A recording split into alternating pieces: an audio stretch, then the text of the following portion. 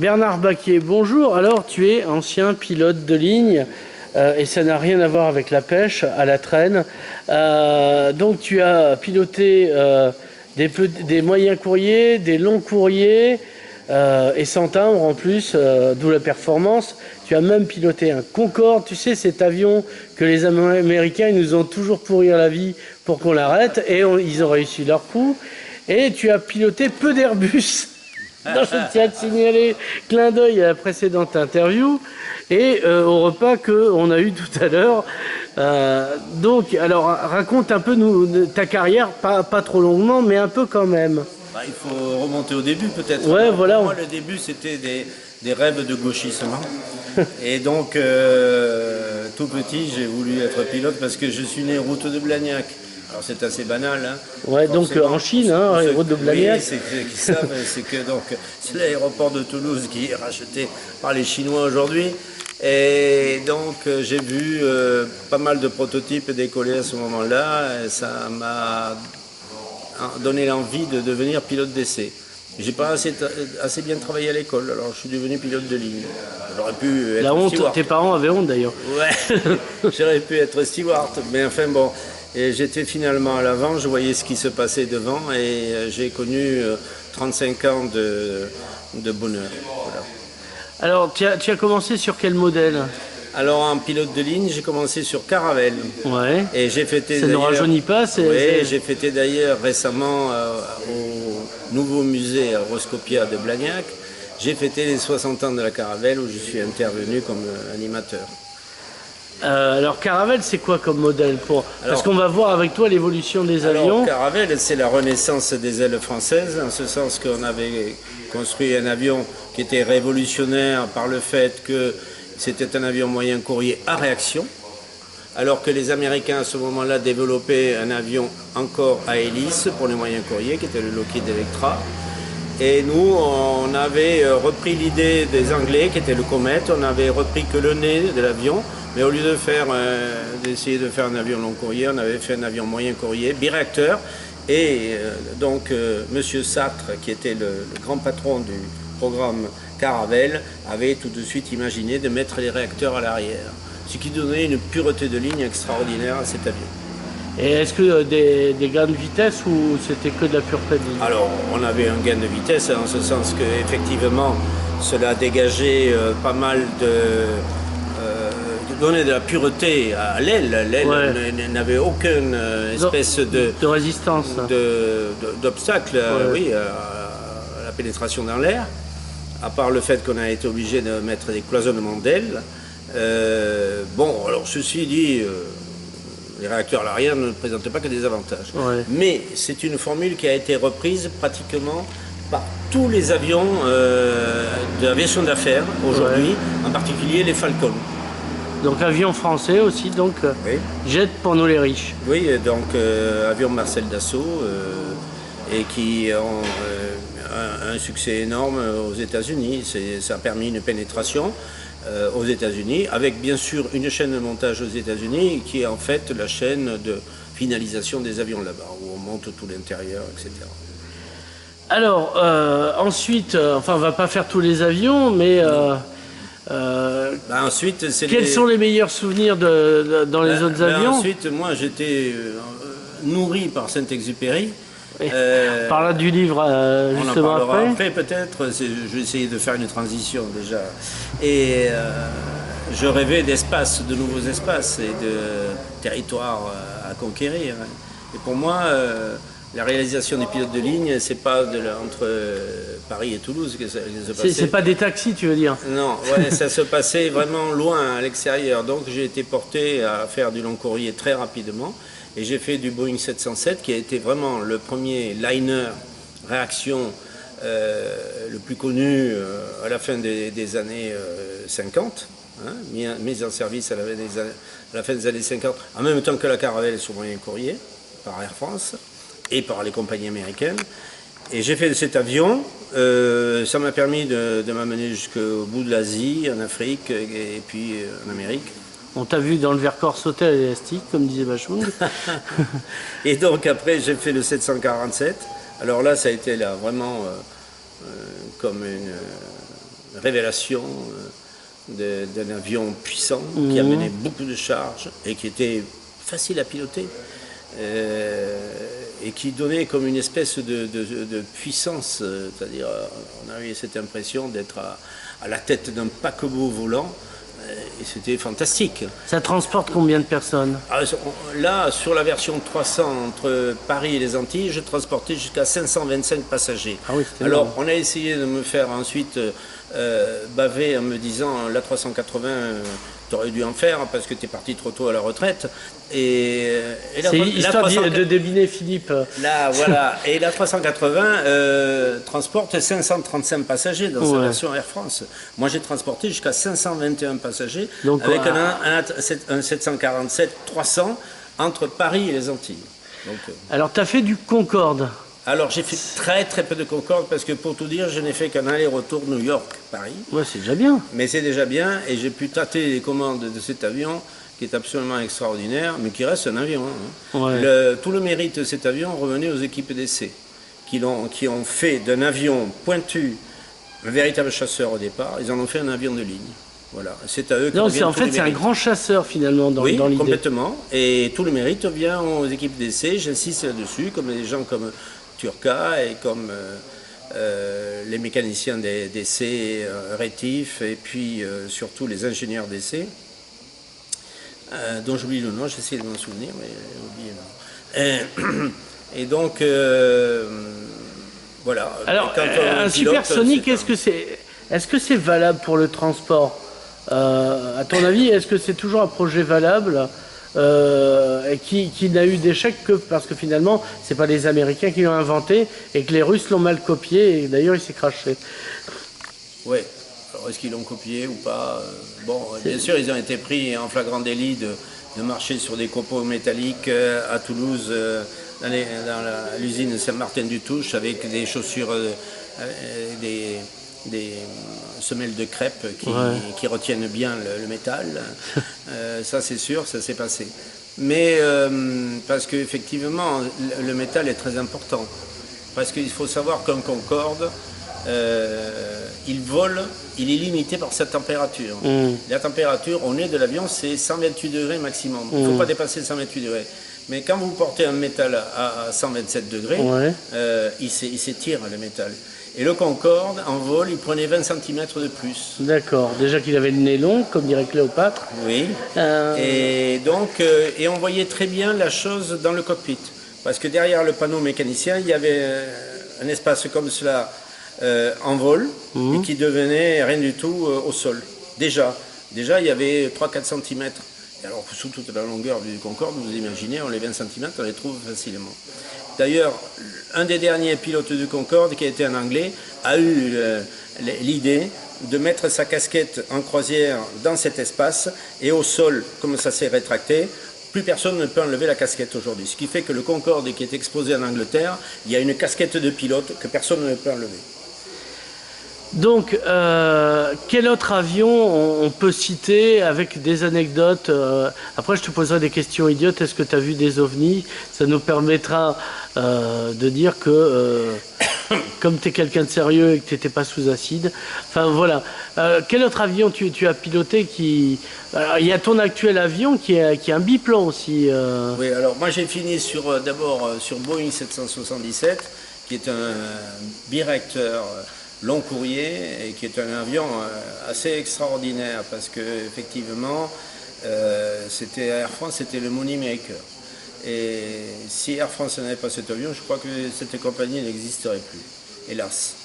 Et sinon, depuis que je suis à la retraite, du fait de l'âge, parce que c'est pas de mon fait, moi j'aurais bien voulu continuer. Je m'en serais encore senti capable. Je vais avoir 70 ans cette année. Et je pilote un biplan ancien des années 30. Je pilote avec mon fils aîné qui est commandant de bord Air France. J'ai 4 enfants, les 4 dans l'aviation. Un commandant de bord, une hôtesse chef de cabine, une autre fille qui est pilote de Falcon 50 et le dernier qui est mécanicien aéronautique dans une unité d'entretien à Toulouse. Voilà, donc finalement, ce qui j'en ressort, c'est la fierté de mes enfants, c'est tout, mais rien d'autre. Alors, tes livres, parce qu'on va en arriver là. Oui, parce que... Est-ce qu'on commence par Syntex, que je vois en rouge là-bas au loin? Ah ben oui. Ben, C'est le dernier Syntex, si je alors puis ça, dire? c'est le dernier Syntex que j'ai sorti il y a 2 ans. Hein. Alors ce livre retrace toute la vie de Saint-Exupéry en Argentine. Oui. Parce que bien sûr, c'est pas parce que j'ai arrêté de naviguer que je n'ai plus voyagé. Au contraire, j'ai continué à voyager en tant que passager. Facilité bien sûr par Air France, qui je rends hommage. Merci Madame Air France. T'es bien un des rares, parce qu'en ce moment Air France y prennent. Hein. Il faut que je défende ma compagnie. Oui, vas-y. Je pourrais cracher dans la soupe aussi. C'est facile de dénigrer. On n'a pas toujours eu les directeurs qu'on méritait. Nous, les pilotes, on n'a pas toujours été peut-être les gens les plus coopératifs qui soient. Il y a eu des histoires bien sûr sur effectifs au sol, etc. Ça a été longtemps une vache à lait, Air France. Il ne faut pas se leurrer. Mais aujourd'hui, elle est confrontée à une concurrence sauvage. Il faut répondre à cette concurrence, mais j'en parlais tout à l'heure avec une personne qui ressemblait tout à fait à une hôtesse telle qu'on les recrutait dans les années 50, en lui disant Air France doit bien sûr diminuer ses prix, mais elle doit conserver sa classe, c'est-à-dire le produit de luxe qu'elle peut donner, parce que c'est l'image de la France, la cuisine d'abord, et aussi l'accueil et le savoir-faire, la chaleur humaine, etc. Et c'est avec ça qu'Air France se sauvera. C'est pas en essayant de copier les compagnies low cost, c'est pas possible. Voilà. Je l'ai dit. Ça fait. Non. Syntex. Alors Syntex, il est là. Alors Syntex, bien sûr, c'est un peu un amour de jeunesse. J'ai commencé à lire Syntex à 10 ans. J'ai lu Le Petit Prince comme tout le monde, j'ai rien compris. Ouais. Je commence à comprendre maintenant, pas tout. Hein. Mais en revanche, je me suis intéressé à l'homme. Et là, de plus en plus, je découvre l'homme. Je suis en train de terminer un deuxième livre, qui est Syntex au Maroc, qui m'a été demandé par les Marocains, pour raconter justement son aventure au Maroc, parce que j'ai effectivement ici raconté son aventure en Argentine grâce aux archives. Alors, je me suis reconverti dans ma retraite, parce que moi, j'ai un principe, il ne faut pas s'arrêter de vivre, il faut servir. Alors servir, il faut servir à quelque chose, mais il faut servir et quand on sert, il faut que ce soit utile aux autres. Alors moi j'essaye de travailler pour la mémoire, pour l'histoire et essentiellement pour la mémoire des pionniers. Je n'ai jamais raconté ma vie personnelle, hein, mais j'ai pensé qu'en racontant l'histoire d'Aéropostale, je pouvais raconter quelque chose. Mais toujours d'après les archives et non pas les auteurs modernes qui se recopient les uns les autres, qui brodent et qui finissent par nous sortir quelque chose qui n'a plus rien à voir avec la réalité. Ouais. Voilà, donc moi je fais des beaux livres, hein, Oui. avec de belles images. Hein. Toutes ces images sont trouvées dans les archives de là-bas. En Argentine, donc, en puisque Argentine, en l'occurrence. oui. Voilà. Ici, c'était un des plus grands pilotes argentins qui s'était engagé pendant la guerre de 14 pour nous, pour les ailes françaises. Et il s'appelait Vicente Almandos Almonacid. Hein. Et ce type-là, il a tout fait pour faciliter l'avènement des ailes françaises à l'Amérique du Sud. C'est quand même un bonhomme qui a été le premier à traverser la cordillère des Andes de nuit. Voilà. Bon, il y a beaucoup de choses, hein, on pourrait en raconter beaucoup. Il y avait Bouillou Lafont, dont on parle très peu souvent, qui a été le grand entrepreneur français en Amérique du Sud. Et c'est grâce à lui que les lignes se sont développées là-bas. Alors voilà, j'ai raconté tout ça. J'ai pas oublié Mermoz, bien sûr, mais Mermoz, on a toujours tendance à trop le raconter et on oublie les autres. Alors, Saint-Exupéry, bien sûr, il a connu sa femme Consuelo, là-bas, en Argentine. Alors, moi, comme je vais souvent en Argentine pour des raisons personnelles, Ouais. j'ai retrouvé tous les endroits que Saint-Exupéry a pu fréquenter, jusqu'à l'hôtel où séjournait sa future femme. Tu as dansé dans les mêmes milongas? Je suis allé, oui, à la Confiteria Ideal, où il a essayé d'apprendre la milonga et le tango. Il faut savoir aussi que je suis apparenté de loin à Carlos Gardel, Charles Gardel, qui est né à Toulouse. Oui, voilà. Un des pères des tangos modernes. C'est le père du tango, vraiment en Argentine et en Uruguay, parce que les Uruguayens, ils ont essayé de nous damer le pion en prétendant qu'il était né en Uruguay. En fait, la vérité, c'est qu'il a émigré avec sa mère en Argentine, il avait 2 ans et demi, mais que pour arriver à... Enfin, pas arriver... Pour ne pas être appelé pour le service militaire pendant la Première Guerre mondiale, puisqu'il était français, il a pris la nationalité uruguayenne. Parce que la nationalité uruguayenne le dispensait d'aller combattre. Alors que s'il avait pris la nationalité argentine, il aurait dû aller combattre de toute façon. Voilà, ça c'est des petites histoires de la grande histoire. Hein. Alors, mais c'est des révélations que je vous fais là. Oui, voilà. Je l'ignorais. Pourtant, vous savez beaucoup de choses déjà. Sur Syntex, en tout cas. On en a d'autres. Alors, avant la suite du premier, au Maroc, il y a... J'en suis au 8e de mes livres. Le 8e, c'est celui-ci. Et donc, celui-ci, c'est un livre très particulier. C'est un livre d'histoire. Ouais. Mais c'est une histoire. Et c'est l'histoire, en fait, de 2 aviateurs britanniques qui ont été descendus pendant la guerre en avril 1943 dans le nord de la France, qui ont sauté en parachute de leur bombardier, qui était censé être les bombardiers Munich, et puis les usines Skoda en Tchécoslovaquie. Et donc, ils ont sauté en parachute et ils ont dû essayer de s'évader à travers la France occupée par les Allemands. On est en 1943, même la zone sud est envahie. Et donc, ils prennent le train, ils arrivent à Paris ils changent de gare, ils prennent le métro. Là, ils prennent un train pour Bordeaux, ils se retrouvent à Bordeaux, ils croyaient que les Pyrénées c'était à côté, c'était pas à côté. Alors, ils finissent par prendre une péniche qui les amène par le canal latéral jusqu'à Toulouse. Et là, à Toulouse, ils sont hébergés par mes parents. En fait, ils sont pris en main par un mouvement de résistance. Mes parents n'étaient pas vraiment des résistants, mais ils étaient sympathisants. Ils étaient connus pour avoir des idées qui collaient à celles des résistants. Et donc, est-ce qu'ils avaient des rêves de gauche?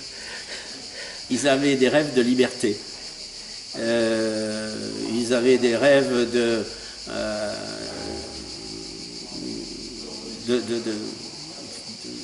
que cette période pétiniste s'achève parce que ça ne leur convenait pas. Ils avaient bien compris qu'on leur mentait. Mais vous savez, c'est pas nouveau ça, parce qu'aujourd'hui encore, je pense qu'on nous ment souvent. Hein. Bon, enfin bref, on va pas. C'est quand on nous ment pas qu'il faudrait que ça soit cité. Voilà, peut-être. Donc à l'époque, ils avaient l'impression qu'on leur mentait beaucoup. Et donc c'était mon père qui était commerçant, avait son franc-parler, il était connu.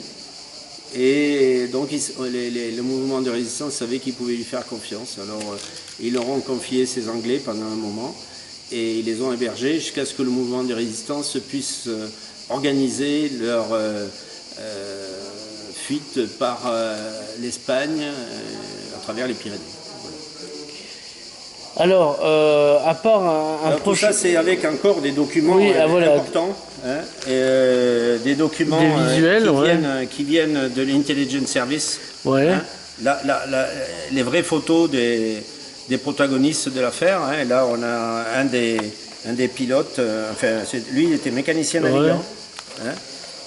On retrouve tout, hein, toutes les photos d'époque avec leurs avions. Hein.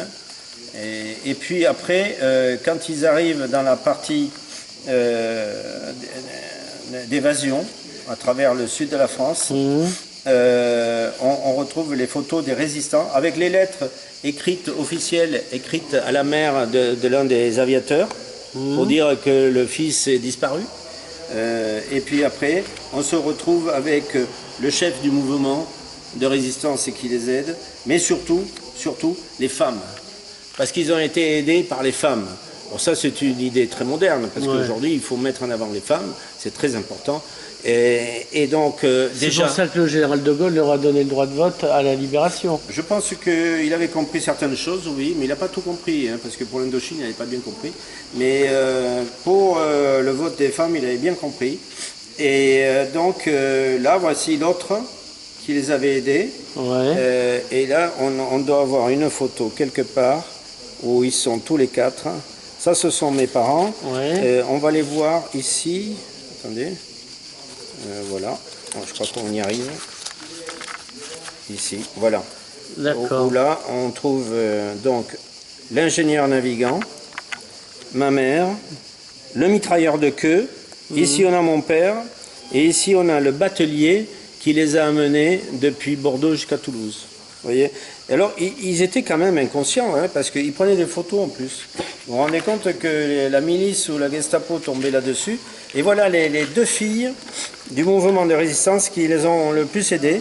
Marguerite de Revel et, comment elle s'appelle, Braun. Braun, son prénom, c'était... Pas Eva, hein, non? Non, c'était pas Eva, non. Jacqueline Braun. Alors, ce qui les a sauvés, finalement, c'est qu'ils n'avaient pas Facebook. Ah oui, parce que Facebook, aujourd'hui, ça remplace la Gestapo, c'est sûr. Et on n'a plus besoin de Gestapo aujourd'hui, puisque tout est inscrit sur Facebook. Oui. Pas de problème. D'ailleurs, je mettrai ces photos sur Facebook. Bah, d'accord. Mais de toute façon, moi, je fais rien pour être connu spécialement, mais quand on tape mon nom sur Internet, effectivement, il y en a 4 pages. Alors, qu'est-ce que je devrais te demander que je t'ai pas demandé et que ça serait dommage qu'on termine l'interview sans que tu nous l'aies dit? Ah, mais tu nous as parlé d'OVNI. Ah oui, excuse-moi, oui, c'est vrai. T'as une petite cervelle. Ah ouais. Non, je pue à la vapeur. C'est un rêve de gosse, les OVNI ou quoi? Non, pas du tout, mais la question était délicieuse à table. Donc nous étions à table, une jeune fille te demande... Une très belle jeune femme. Voilà, et te demande, bon, toi qui as été pilote toutes ces années, est-ce que tu as pas vu d'UFO, d'OVNI, enfin voilà, quoi. Et oui, alors j'ai vu plein d'OVNI dans ma vie, et j'en ai vu beaucoup, effectivement. Et je voulais simplement préciser qu'au bout de 5 minutes, en principe maximum, eh bien, les OVNI étaient devenus des OVI, c'est-à-dire des objets volants parfaitement identifiés.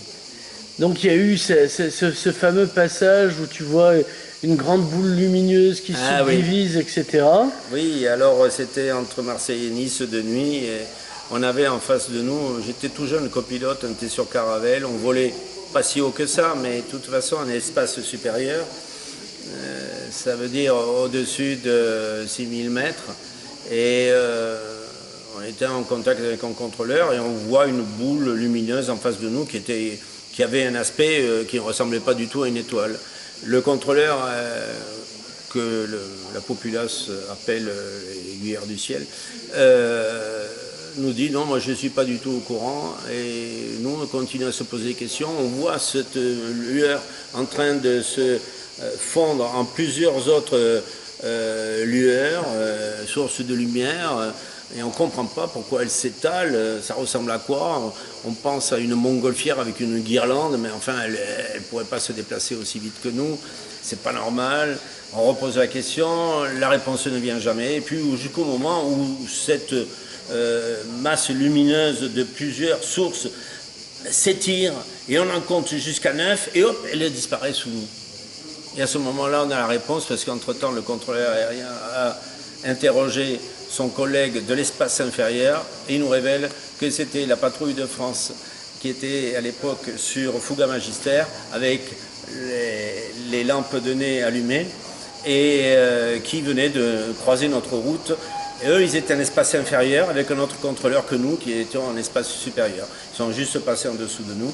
Et ça a été très curieux parce qu'effectivement, pendant 6 à 7 minutes, on avait un ovni en face de nous, on ne comprenait pas ce que c'était, on ne comprenait pas pourquoi cette lumière elle faisait des petits comme ça, et qu'elle s'étalait, et qu'on était confronté à quelque chose d'irrationnel complètement. Voire paranormal, comme disait si bien la jeune fille au repas. Paranormal, oui.